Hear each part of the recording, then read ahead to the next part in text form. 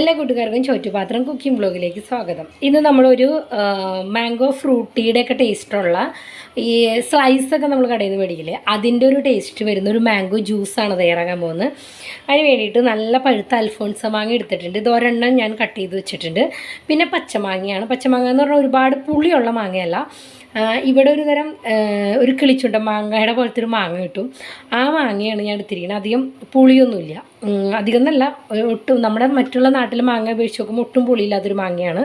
അപ്പോൾ അധികം പുളിയില്ലാത്ത മാങ്ങ എടുക്കണം, പിന്നെ നല്ല മധുരമുള്ള മാങ്ങ എടുക്കണം. ഇതിൻ്റെ രണ്ടിനെയും കൂടി നമുക്ക് കുറച്ച് വെള്ളത്തിൽ തിളപ്പിച്ചെടുക്കണം. അപ്പോൾ ഇതൊരു ഇൻസ്റ്റഗ്രാമിൽ കണ്ടിട്ട് ഞാൻ ചെയ്യുന്ന ഒരു റെസിപ്പിയാണ്.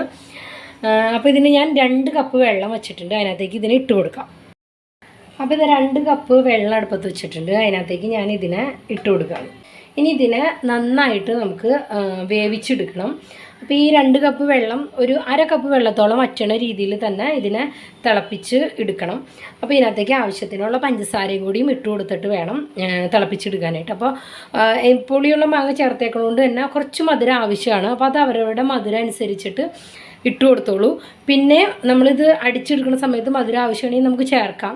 അപ്പോൾ ഇപ്പോൾ ഞാനൊരു 3 ടേബിൾ സ്പൂൺ പഞ്ചസാര ഇതിനകത്തേക്ക് ചേർത്ത് കൊടുക്കാൻ പോവാണ്.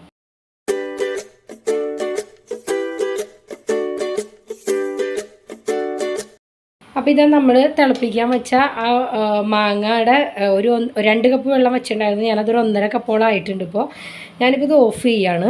മാങ്ങ നന്നായിട്ട് വെന്ത് വന്നിട്ടുണ്ട്. പച്ചമാങ്ങയൊക്കെ ഇട്ട് നന്നായിട്ട് വെന്ത് വന്നിട്ടുണ്ട്. ഇനി ഇതിനെ നമ്മൾ റൂം ടെമ്പറേച്ചറിൽ തന്നെ വെച്ചിട്ട് ഇതിനെ ഒന്ന് തണുപ്പിച്ചെടുക്കണം. അതിന് ശേഷമാണ് നമ്മളിതിനെ ജ്യൂസാക്കി എടുക്കുന്നത്. അപ്പോൾ ഇതൊന്ന് ചൂടാറണ വരെ വെയിറ്റ് ചെയ്യാം. നമ്മൾ വേവിച്ച് വെച്ച മാങ്ങ നന്നായിട്ട് തണുത്ത് വന്നിട്ടുണ്ട്. നമുക്കിനി ഇതിനെ ഒന്ന് അരിച്ചെടുക്കണം ആദ്യം. അതിന് ശേഷം ഈ മാങ്ങ കഷ്ണങ്ങൾ മിക്സിയുടെ ജാറിൽ ഇട്ടിട്ട് ഐസ് ചേർത്തിട്ട് നന്നായിട്ട് അരച്ചെടുക്കണം. അപ്പോൾ ഐസ് ഇല്ല എന്നുള്ളൊരു തണുത്ത വെള്ളം ഒഴിച്ചാലും മതി. ഇതെല്ലാന്നുണ്ടെങ്കിൽ സാധാ വെള്ളം ഒഴിച്ചിട്ട് ഇതിനെ അടിച്ച് കഴിഞ്ഞിട്ട് ഒന്ന് ഫ്രിഡ്ജിൽ വെച്ചാലും മതി കേട്ടോ. അപ്പോൾ ഇതിനെ ഒന്ന് അരിച്ചെടുക്കാം നമുക്ക് ആദ്യം തന്നെ.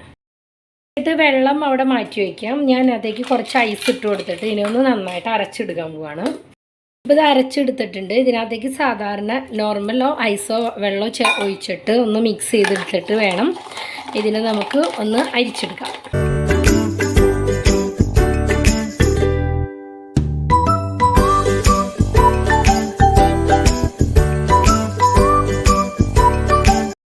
അപ്പോൾ ഇതാ നമ്മുടെ മാംഗോ സ്ലൈസ്, അതായത് ഫ്രൂട്ടീൻ്റെയൊക്കെ ഒരു ടേസ്റ്റുള്ള ജ്യൂസ് ഇവിടെ റെഡി ആയിട്ടുണ്ട്. ശരിക്കും ഈ ഒരു തിക്നെസ്സാണ് നമ്മൾക്ക് ആവശ്യമുള്ള തിക്നെസ് അനുസരിച്ചിട്ട് ഇതിനകത്തേക്ക് വെള്ളം ഒഴിച്ച് കൊടുക്കാം.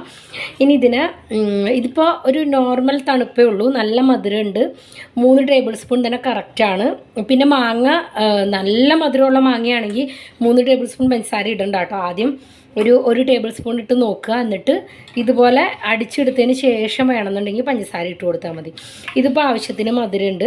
ശരിക്കും നമ്മൾ കടയിൽ നിന്ന് മേടിക്കണ ആ സ്ലൈസിൻ്റെ തന്നെ ടേസ്റ്റാണ്. ഞാനിത് ഇൻസ്റ്റഗ്രാമിൽ കണ്ടിട്ടാണ് ഞാനിത് ചെയ്ത് നോക്കിയത്.